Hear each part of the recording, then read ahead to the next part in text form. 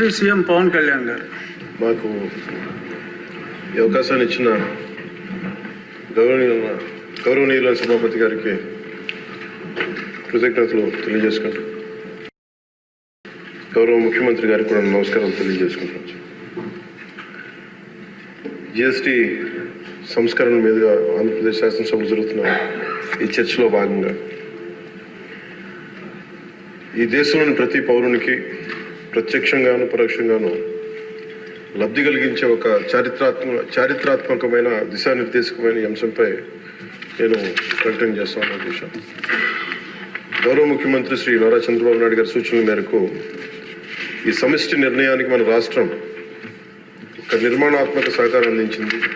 ఇటీవల కాలంలో జిఎస్టీ పన్నుల విధానంలో చోటు చేసుకున్న అతిపెద్ద సంస్కరణలలో ఒకదానికి రాష్ట్ర ప్రతినిధిగా బాధ్యత వహించడం నాకు చాలా గర్వకారణంగా ఉంది. గౌరవ ప్రధానమంత్రి శ్రీ నరేంద్ర మోదీ గారు 2025 ఆగస్టు 15న 79వ స్వాతంత్ర దినోత్సవ సందర్భంగా ఎర్రకోట నుండి చేసిన జిఎస్టీ 2.0 సంస్కరణల చారిత్రాత్మక ప్రకటన దేశ ప్రగతికి బాటలు వేస్తూ ఉంది. ఈ సంస్కరణలను ముందుండి నడిపిన గౌరవ కేంద్ర ఆర్థిక మంత్రి శ్రీమతి నిర్మలా సీతారామన్ గారి కృషి ప్రత్యేకంగా అభినందనీయం. జిఎస్టీ మండలి 56వ సమావేశంలో వాటిని ఆమోదించింది. గౌరవ ముఖ్యమంత్రి శ్రీ నారా చంద్రబాబు నాయుడు గారి రాష్ట్ర ఆదాయాలకు ప్రత్యేకించి అనేక సందర్భాల్లో ముఖ్యంగా జిఎస్టీ వచ్చిన తర్వాత గౌరవ ముఖ్యమంత్రి గారు ఒక సందర్భంలో అన్న మాటలు రాష్ట్ర ఆదాయాలకి నష్టం కలుగుతున్నప్పటికీ కూడా సామాన్యుల ప్రయోజనాల కోసం విధానాన్ని మనం బలంగా సమర్థించాలని చెప్పి ఈరోజు వారు కూడా దీన్ని బలంగా సమర్థించారు అధ్యక్షుడు. ఎందుకంటే మనకి ఆర్థిక ఆటుపోట్లని చూస్తూ కూడా వచ్చే ఆదాయం తగ్గిపోతున్న జిఎస్టీ సంస్కరణ వల్ల, కానీ దాన్ని ఇంకొకలాగా దాన్ని ఎలా పూడ్చుకోవాలని తెలిసి ఆయన ముందుండి దీన్ని మద్దతు తెలిపినందుకు వారికి నా కృతజ్ఞతలు తెలియజేస్తున్నాను. ఈ చారిత్రాత్మక సంస్కరణలకు మద్దతు తెలిపిన తొలి రాష్ట్రంగా నిలిచింది నారా చంద్రబాబు నాయుడు గారి నాయకత్వంలోని ఆంధ్రప్రదేశ్ ప్రభుత్వం.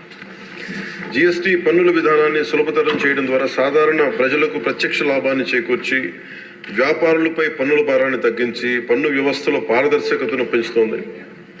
ఈ చారిత్రాత్మక సంస్కరణల పన్నుల విధానాన్ని సులభతరం చేసి వ్యాపార పరిశ్రమల అభివృద్ధికి సహకరిస్తుంది. ప్రజల పొదుపును పెంచి కొనుగోలు శక్తిని పెంపొందించడానికి, కొత్త పెట్టుబడులను ఆకర్షించి దేశాన్ని స్థిరమైన వృద్ధి మార్గంలో నిలపడానికి దోహదపడుతుంది. జిఎస్టీ రేట్ల సరళీకరణ ద్వారా ప్రజలు అధికంగా ఉపయోగించే వస్తువులు సేవలకు డిమాండ్ పెంచి ఉత్పత్తిని విస్తరించి కొత్త పెట్టుబడులను ప్రోత్సహిస్తుంది. తద్వారా ఆర్థిక వృద్ధికి దారితీస్తుంది. నిజంగా ప్రజలకి ఆర్థిక వ్యవస్థకి చాలా లాభదాయకమైన సంస్కరణ. రంగాల వారీగా చూసుకుంటే ముఖ్యంగా రైతుల కోసం ట్రాక్టర్లు, వ్యవసాయ యంత్రాలు, పరికరాలు మరియు ఇన్పుట్స్ పై పన్నులు తగ్గించడం వల్ల సాగు వ్యవసాయ వ్యయాన్ని తగ్గించి ఉత్పాదకను పెంచుతాయి. తద్వారా గ్రామీణ ప్రాంత ప్రజల ఆదాయాలు పెరుగుతాయి. ఆధునిక సాంకేతిక పరికరాల వినియోగం ప్రోత్సహించడం ద్వారా వ్యవసాయ వృద్ధి మరింత బలపడుతుంది. తక్కువ ఆదాయ కుటుంబాల కోసం పాలు కానీ, పెరుగు కానీ, పన్నీర్ లాంటి నిత్యావసర వస్తువులపై పన్ను 5% నుండి 0% తగ్గించడం ద్వారా రోజువారీ వ్యయాన్ని తగ్గిస్తూ ఉంది. నిత్యావసరాలు నెయ్యి కానీ, వెన్న కానీ, వంట పాత్రలపై పన్ను 12% నుంచి 5% తగ్గించడం కూడా కుటుంబ బడ్జెట్లకి ఇది చాలా ఉపశమనం కలిగిస్తుంది. అలాగే ప్రతి కుటుంబం కోసం ఉండే సబ్బులు కానీ, షాంపూలు కానీ, టూత్ పేస్ట్ వంటి వ్యక్తిగత సంరక్షణ ఉత్పత్తులపై పన్ను 18% నుంచి 18% నుండి 5% పరిమితం చేయడం ద్వారా వాటి ధరలు చాలా గణనీయంగా తగ్గుతాయి. తద్వారా ఆరోగ్యం, వ్యక్తిగత పరిశుభ్రత మెరుగుదల కనబడుతుంది. మధ్యతరగతి కుటుంబాల కోసం కార్లు, ఫ్రిడ్జ్లు, టీవీలు, ఎయిర్ కండిషన్లపై పన్ను 28% నుంచి 18% తగ్గించడం ద్వారా వాటి ధరలు అందుబాటులోకి వచ్చి ప్రజల జీవన ప్రమాణాలు మెరుగుపడతాయి.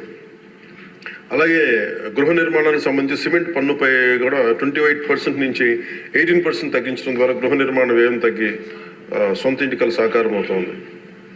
ఆరోగ్య రంగం కోసం ఔషధాలపై పన్ను 12% నుంచి 5%కి, అత్యవసర మందులపై పన్ను 5% నుంచి 0% తగ్గించడం ద్వారా రోగులకి చాలా కీలక ఉపశమనం కలిగి అందరికీ వైద్య సేవలు అందుబాటులోకి వచ్చి ప్రజా ఆరోగ్య సంరక్షణ మెరుగుపడుతుంది. ముఖ్యంగా బీమా రంగంలో జీవిత ఆరోగ్య బీమాపై పన్నుని 0%కి తగ్గించడం ద్వారా మరిన్ని కుటుంబాలు బీమా పొంది వారి జీవన ప్రమాణాలు మెరుగుపడితే వాళ్ళకి ఒక భరోసా ఇస్తుంది. ముఖ్యంగా ఎంఎస్సీల కోసం వ్యాపార ఉత్పత్తులు, మధ్యవర్తిత్వ సేవలపై పన్ను సరళీకరణ ద్వారా ఖర్చును తగ్గించి పోటీ వాతావరణాన్ని పెంచుతూ ఉంది. త్వరితగతిన వెంటనే రీఫండ్ ద్వారా వ్యాపారులకు సమయానికి డబ్బు అందుబాటులో ఉండే వ్యాపారం ఎగుమతులు ఉపాధి అవకాశాలు పెరుగుతాయి. విద్యారంగం కోసం విద్యారంగానికి సంబంధించిన వస్తువులపై తక్కువ పన్నులు విద్యను మరింత అందుబాటులోకి తెస్తాయి. GST 2.0తో భరోసా. ఈ సంస్కరణ ద్వారా ప్రజల చేతిలో ఉండే సంపద మరింత పెరిగి వస్తువుల వినియోగం పెరగడంతో పాటు నూతన పెట్టుబడులకు ప్రోత్సాహం లభిస్తుంది. తద్వారా ఆదాయ సేకరణ పెరుగుతుంది. వాణిజ్య పరిశ్రమలకి సంబంధించి GST సంస్కరణ విజయవంతమైన అమలు సహకరించిన అన్ని వాణిజ్య సంస్థలు, వ్యాపార సంఘాలు, పరిశ్రమ సంఘాలకు ఆంధ్రప్రదేశ్ శాసనసభ హృదయపూర్వక కృతజ్ఞతలు తెలుపుతోంది. ప్రజలకు లబ్ధి చేరేలా చేసిన ఈ భాగస్వామ్యం సమగ్ర వృద్ధిలో సాధనలో కీలకం. ఈ అవగాహన కార్యక్రమం ముఖ్యంగా GST సంస్కరణ లాభాలు ప్రతి కుటుంబానికి చేరుకోవడానికి ఇది ఒక కార్యక్రమం చేపట్టాలని అందరం కోరుకుంటా ఉన్నారు అధ్యక్ష. జిల్లా నుంచి గ్రామ స్థాయి వరకు ఈ అందరికీ తెలిసేలాగా మరింత ఏమేమి తగ్గుతాయి, ఏవి బెనిఫిట్స్ ఉన్నాయి, ఇవన్నీ ప్రజలందరికీ తెలియజేసే ఒక కార్యక్రమం ఖచ్చితంగా రూపొందించాలి. దాని మీద మేము కోరుకుంటా ఉన్నాం. అలాగే ఈ రెవెన్యూ కానీ, కమర్షియల్ ట్యాక్స్, పంచాయతీ అధికారులు గ్రామ స్థాయిల్లో ప్రజలకు నేరుగా కలిసి వాళ్ళకి మమేకం వాళ్ళకి ఎలా లబ్ధి చేకూరుతుందో అది కూడా చెప్పగలగాలి.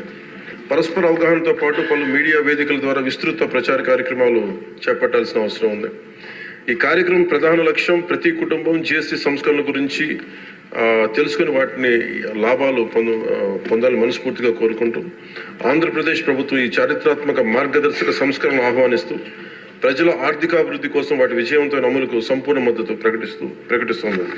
థ్యాంక్ యూ అధ్యక్ష.